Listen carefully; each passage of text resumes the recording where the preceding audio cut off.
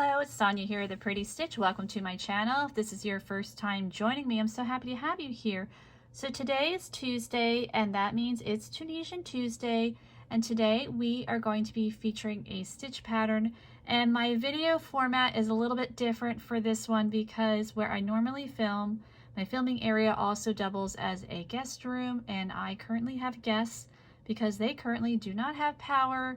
We're having all kinds of issues with bad storms in our area, and where they live, there is no power for the next few days. It could be a bit, so I can't access that room right now. So we're gonna make do here, so we're not going to have the normal intro and all that stuff because I have to use my phone instead of my usual camera because, again, that's all in that guest room. So that's okay. We're gonna make do. So we are going to be using our H hook or 5mm hook. We're featuring a stitch pattern, and the lighting again is not the best either, but hopefully you can see okay. And I am just using basic worsted weight yarn, number 4 right here, some scrap.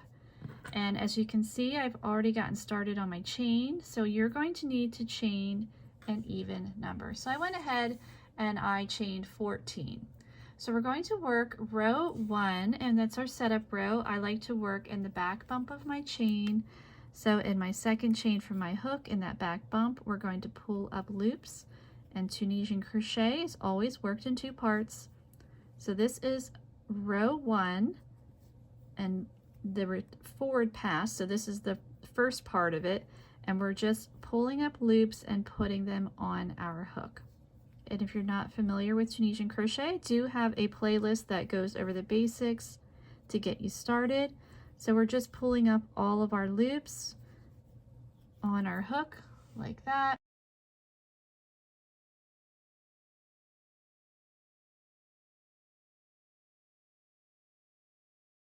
All right, so because I chained 14, I should still have 14 on my hook, and I do. So now we're going to work the second part of row 1, which is called the return pass. So we're going to yarn over, pull through 1 loop, yarn over, pull through 2 for the rest of the row.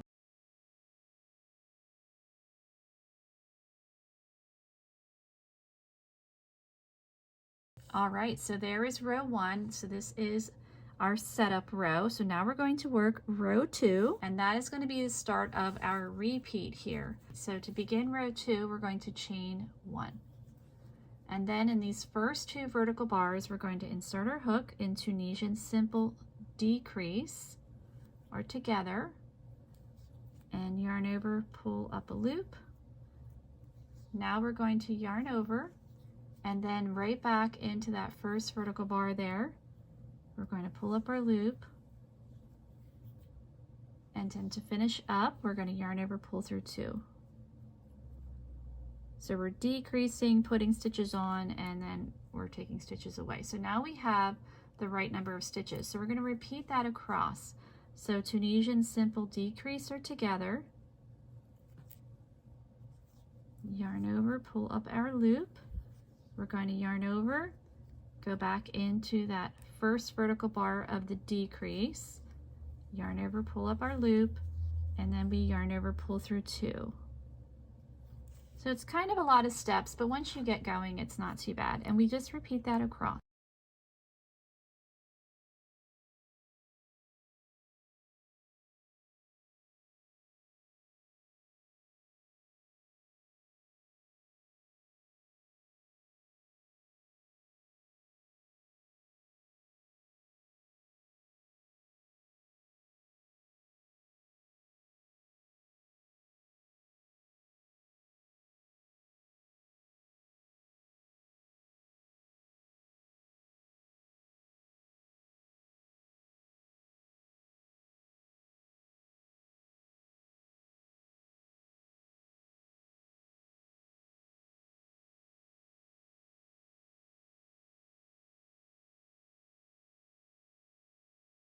Okay, so now we are at the end of our row, so we're going to yarn over in this last stitch here that looks like a chain.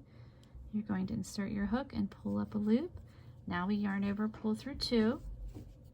All right, so we're going to continue with our return pass. You should still have the right amount of loops. So I chained 14, so I have 14 loops in my hook. We're going to yarn over, pull through 1, yarn over, pull through 2 for the rest of the row.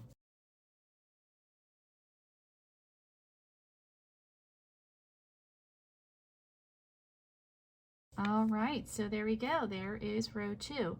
So rows 3 and 4 are going to be the same. So we're going to work Tunisian knit all the way across. So in the first vertical bar, we're going to insert our hook through and pull up a loop. And we're going to do that across. So again, if you're not familiar with Tunisian knit stitch, I have that in the playlist.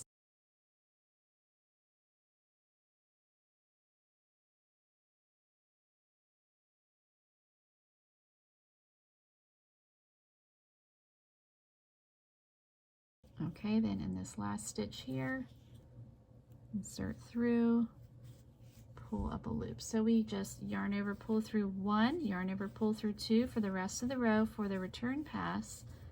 And then row 4, we repeat row 3. And then for this stitch pattern, you're going to repeat rows 2 and 3, or 2 through 4 for however long you want your swatch. And you're going to want to end on a row 2. So when you decide my swatch is long enough, just make sure your final row is a row 2, and then we will do our bind off row to finish off. So I'm going to keep going here, working rows 2 through 4. All right, so here we go. I ended up working 11 rows. I ended on a row 2 here. So now you can see the stitch pattern. I think it's a really pretty textured stitch pattern. It curls a little bit, but this one isn't too bad. So now we're going to bind off. So we are going to bind off in simple stitch, but we're going to do it a little bit differently. So we are going to skip this first vertical bar and work in the next one and bind off in Tunisian simple. And now we're going to go back into that one we skipped and bind off. So if you're not familiar with binding off, it's just finishing off your work. And we're going to repeat that. Skip the next vertical bar, work in the other one, the next one.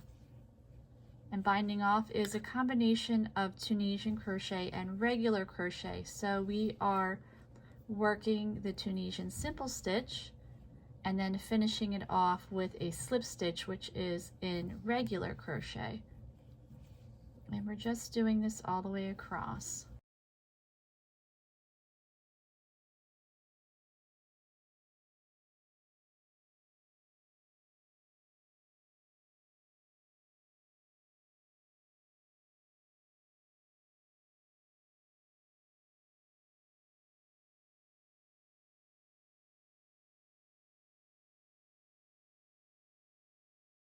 And then we need to work in that last stitch there. It looks like a chain. And there we go. So now we have worked our bind off row. So now you can see the stitch pattern. I did make another little swatch here. So here is the other one. I also used an H hook and just some worsted weight yarn. And I just think it is a very cool stitch. I think it would look great in a hat. I think in a nice sweater it would be nice, a blanket. I think there's a lot of things that you could incorporate this stitch with. So I hope you enjoyed this video, and if you did, please like and subscribe, and thank you so much for watching.